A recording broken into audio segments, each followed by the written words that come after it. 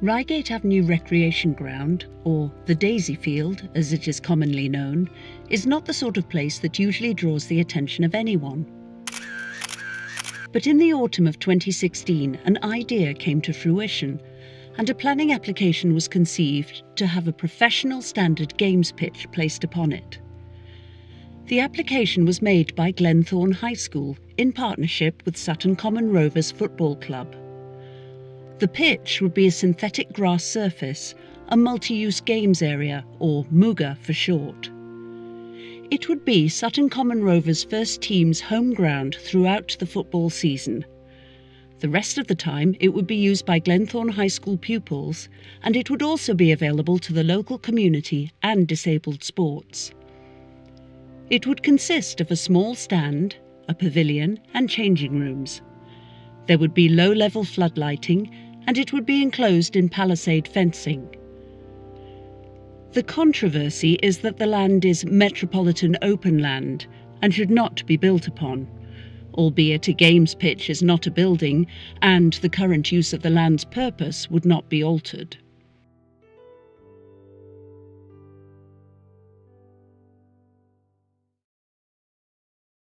Right, having been a resident here for 40 years, and obviously the Daisy Field was where we started off, I'd like to explain a little bit of something about the Daisy Field, which unfortunately over the years have gone.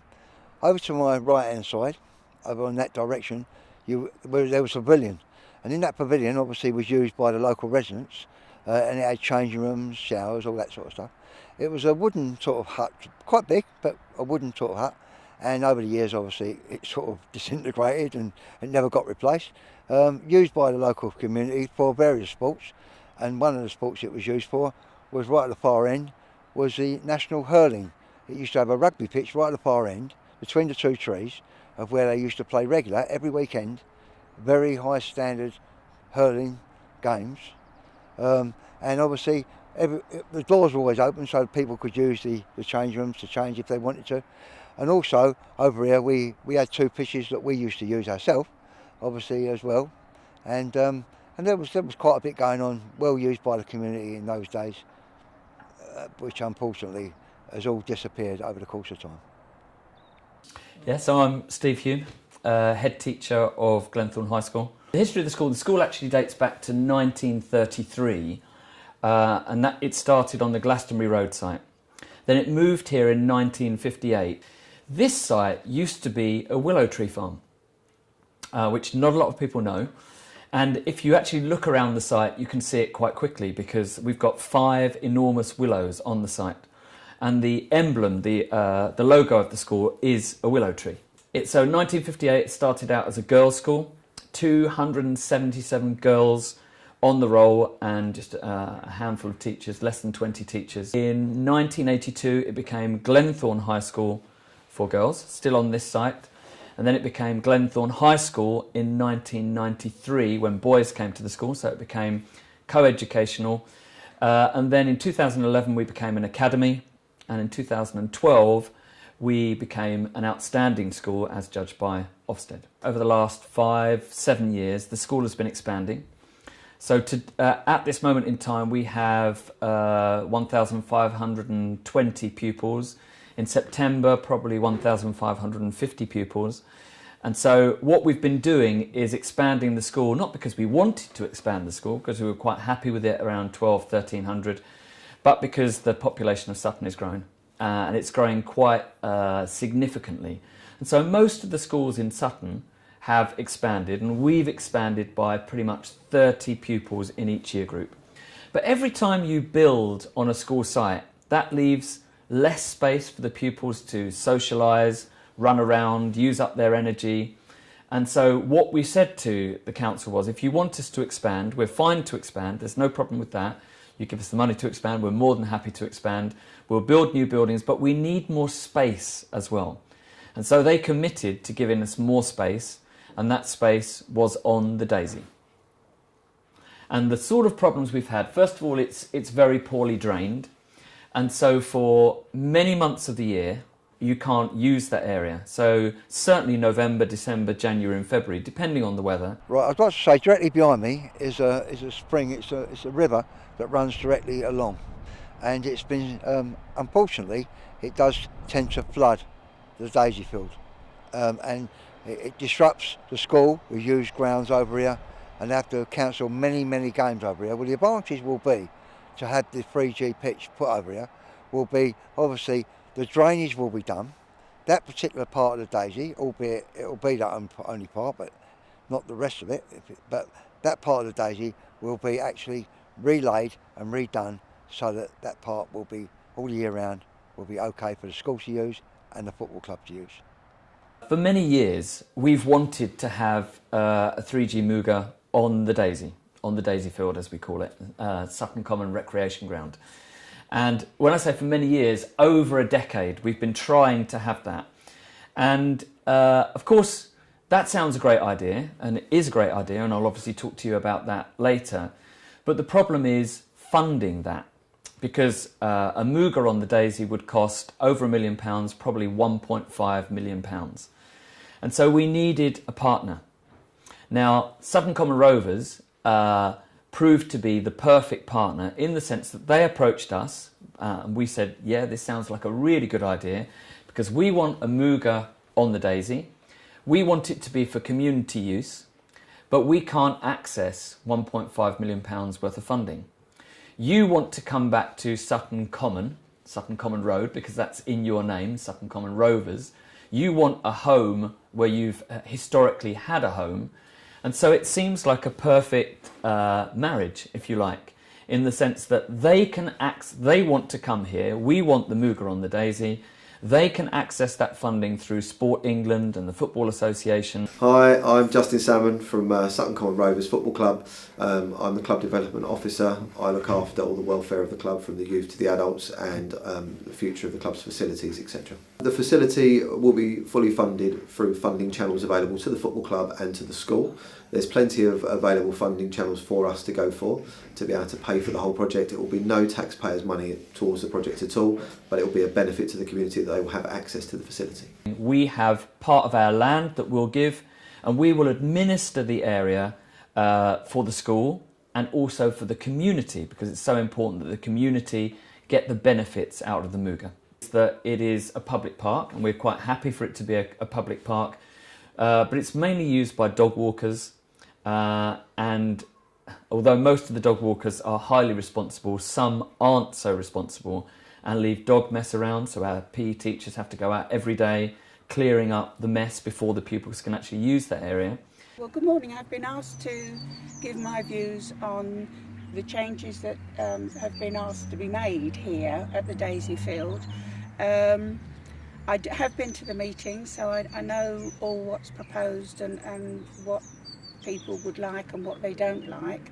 I personally, I can only speak for myself, from what the plans say and what I've been told, it doesn't actually bother me at all. As long as I've got space and room to walk in that end of the Daisy Field, the school end, and take my dogs every day, sometimes twice a day, and it didn't seem what the plan said or what people were saying, that it didn't affect me at all, so I actually wasn't concerned about it. I know it's difficult for the school because they're growing and they need somewhere to exercise their children and to do sport, so I no, as long as it doesn't affect me walking my dogs, I don't mind at all. And then particularly in the summer we have another problem, which is it's used by young people, and of course once again that's fine, and most of the young people are highly responsible, but there are some that leave broken bottles around or tin cans or drink cans or whatever it may be, and of course that's dangerous, and our pupils have been cut in the past, so that's the reason why we want the Mooga, the multi-use games area, so that we can fence the area off, keep it safe, make sure it's really well drained, because obviously that's the whole point of a Mooga. It will be well drained and it will give a really good playing surface for sports all year round. It would have low level, environmentally friendly floodlighting, so it couldn't only be used during the day, but also in the evenings, in the dark nights, which is a massive bonus for the community, because they would be able to use the Mooga all year round right up until 9:30 every single evening. In terms of the sports that we'd be able to do, the school can't do hockey at all at the moment. The pitch that we propose to put in is a 3G surface pitch, which is an all-weather pitch. It will be a multi-usage pitch, which means it will facilitate football and hockey as well as a second sport. And the pitch will be a benefit to the community because it will be available to them. And so what we're planning to do is have a Muga, and with quite a low level of grass. You need a higher level of grass for rugby, lower for football and hockey. And so our aim would be to play football and hockey on there, but also to open it up completely to the community, and also particularly to disabled sports.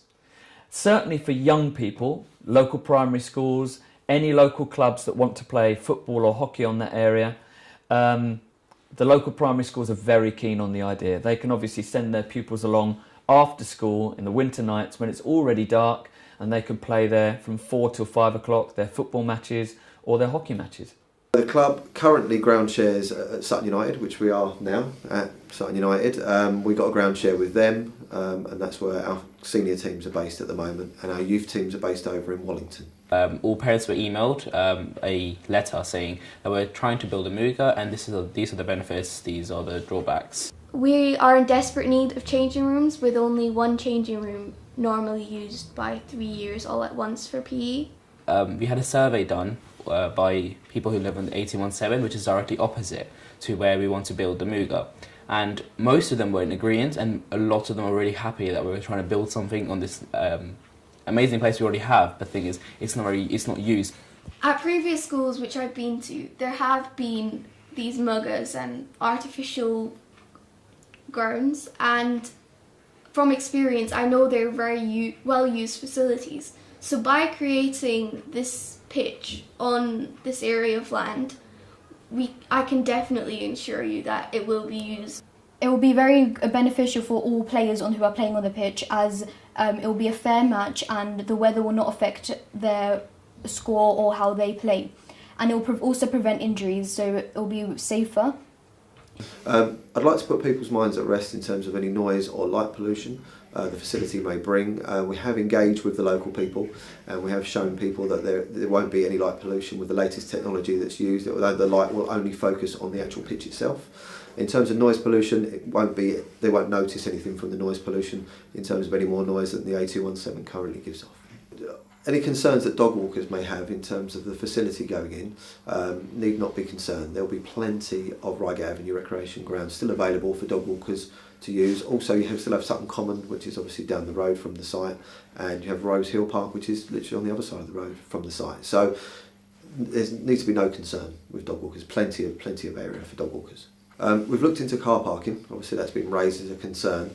The plans are actually designed that an existing part of the school land, which is currently a basketball area, will be used for parking when the facility is used outside of school hours, and inside of school hours it will just be used as a basketball court for the children. Looking forward, I mean, the whole point of this, yes, it gives us a home back in where we originally started the club, but really it makes us a community asset. You know, we can be a real part of the community, we can engage with the local people, we can give the children a safe environment that's at the top standard of quality that they can't currently get at the moment.